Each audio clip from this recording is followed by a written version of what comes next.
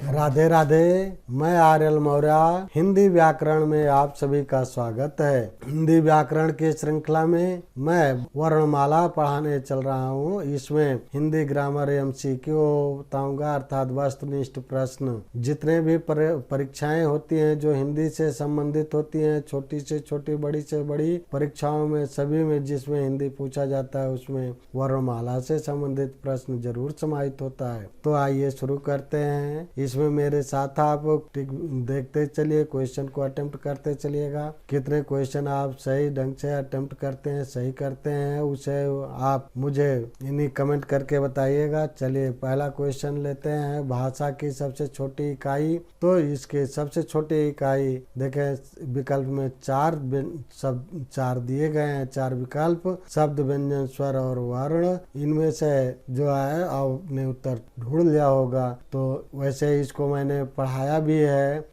यहाँ पर जो दिख रहा है आइकन, इसे आप प्रेस करके क्लिक करके आप उस वीडियो तक पहुँच सकते हैं जहाँ जो मैंने पढ़ाया है वर्णमाला संबंधित। तो देखें इसमें इसका उत्तर होगा घा, वर्ण। और देखें ये भाषा की सार्थक इकाई वाक्य, वाक्य से छोटी इकाई उपवाक्य, उपवाक्य से छोटी इकाई पदबंध, पदबंध से छोटी इकाई पद यानी शब्द, पद से छोटी इकाई अक्षर और अक्षर से छोटी इकाई ध्वनि यानी वर्ण।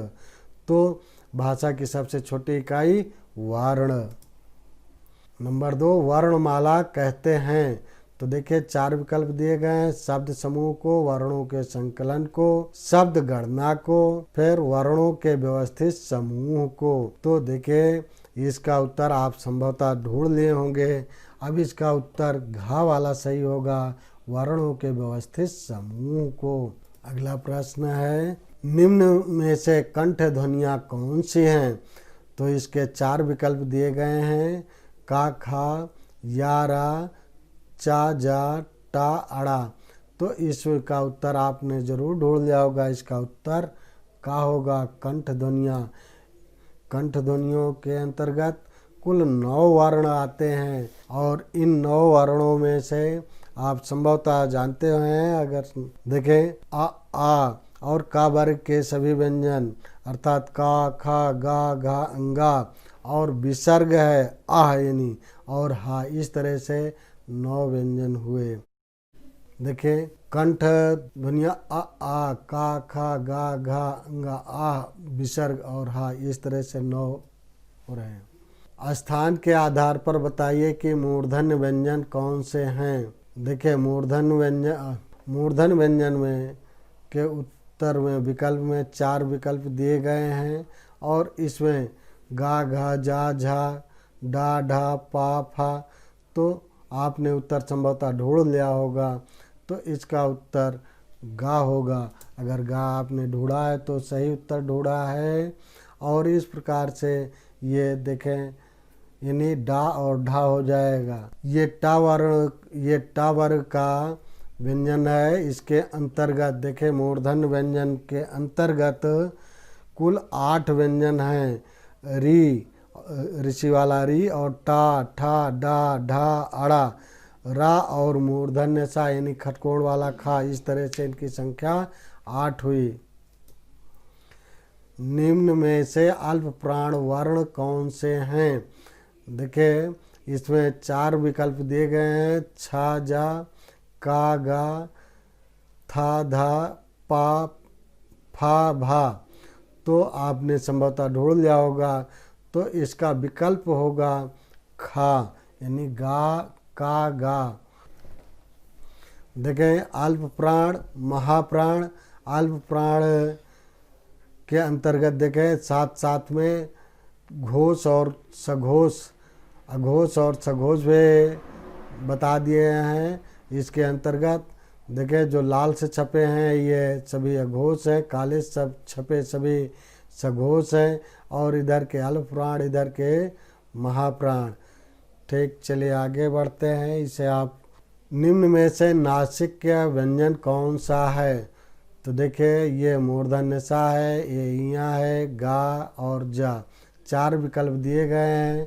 आपने संभवतः उत्तर ढूंढ भी लिया होगा। इसमें खा सही है, या अगर खा पर आपने टिक किया है तो सही किया है। इनमें से नासिक व्यंजन 5 हैं, सभी वर्गों के पंचम अक्षर हैं, अंगा, इया, आड़ा, ना और माँ, इस तरह से ये 5 व्यंजन होते हैं। ए वर्ण क्या कहलाते हैं? तो इनमें से आप इन 4 विकल्पों में से आप उत्तर जरूर ढूंढ लिए होंगे अब तक।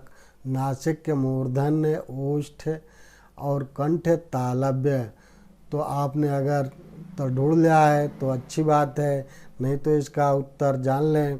घा उत्तर सही है, कंठ तालव्य। और देखें इसके अंतर्गत केवल 2 ही व्यंजन आते हैं, यही 2 आते हैं, ए।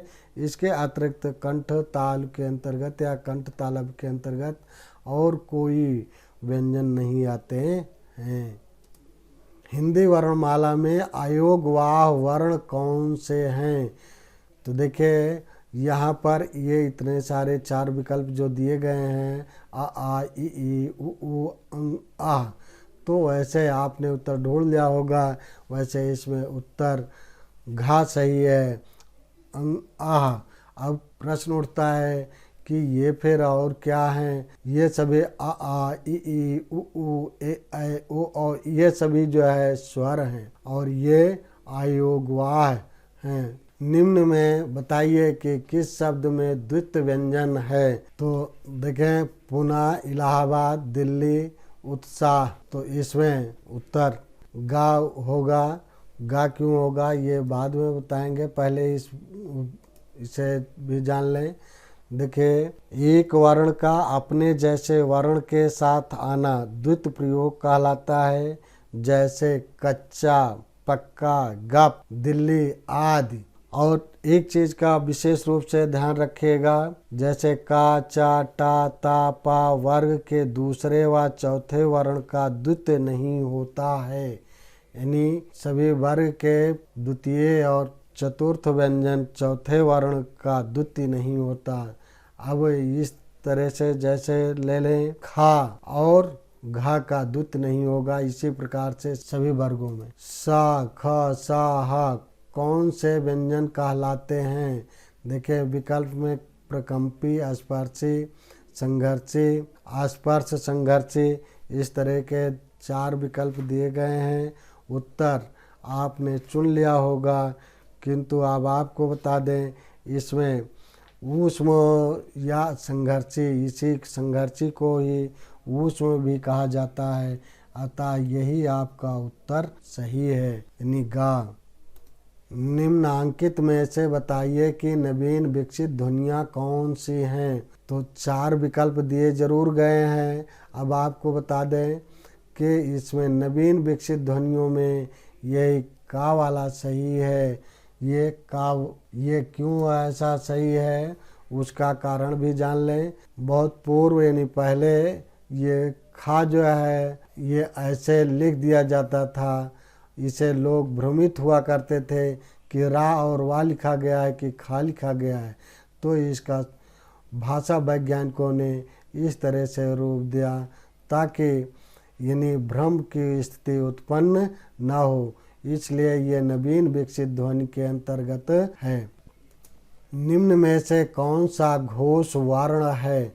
अब इसी घोष को सघोष भी कहा जाता है, तो आप जानते रहें। देखें अब इसमें 4 विकल्प दिए गए हैं, खा, चा, मा और ठा। अब आपको बता दें कि घोष और अघोष, सघोष और अघोष के लिए मैंने वीडियो भी बनाया है, उसमें आप देखे होंगे तो आप इसे तुरंत कर भी लेंगे। अब आपको यहाँ पर देखें इस आइकन को अगर प्रेस करेंगे, क्लिक करेंगे तो आप सीधे उसी वीडियो में पहुँच जाएंगे और आप अच्छी तरह से देख लेंगे, जान लेंगे। अब आपको यहाँ हम बता भी दे रहे हैं, समझा भी दे रहे हैं, पहले आप जान लें। इसका उत्तर गा सही है, यानी माँ है। और इसे किस प्रकार से जानेंगे? देखिए यहाँ हम अघोष लिख ले रहे हैं और इधर लिख ले रहे हैं सघोष। सघोष या घोष, सघोष को ही घोष भी कहते हैं, इस बात को आप जानते रहें। जैसे यहाँ का लिख लिए, फिर खा यहाँ लिख लिए, गा यहाँ लिख लिए, घा यहाँ लिख लिए और अंगा यहाँ लिख लिए। अब इधर के जो है ये अघोष हो गए और ये सघोष हो गए। इसी तरह अगर सभी वर्गों के अगर लिखेंगे तो अपने आप आपको माँ मिल जाएगा, जो सघोष के अंतर्गत आएगा या घोष के अंतर्गत आएगा।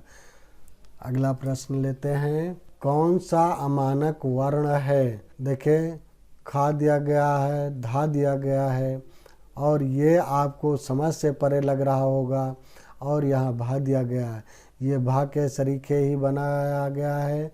ये बहुत पहले झा का काम किया करता था, झा ऐसे लिखा जाता था, लेकिन भाषा वैज्ञानिकों ने इसे इसमें और इसमें लोगों में भ्रम की स्थिति उत्पन्न होती थी, इसलिए इसको हटा करके केवल एक ही रूप को, इसी को ही स्वीकृति प्रदान की और इस प्रकार से बने हुए झा को यानी मानक से हटा दिया, इसलिए इसे अमानक कह दिया गया। तो ये आपका गा ही सही है। का, गा, जा, फा ध्वनियाँ किसकी हैं?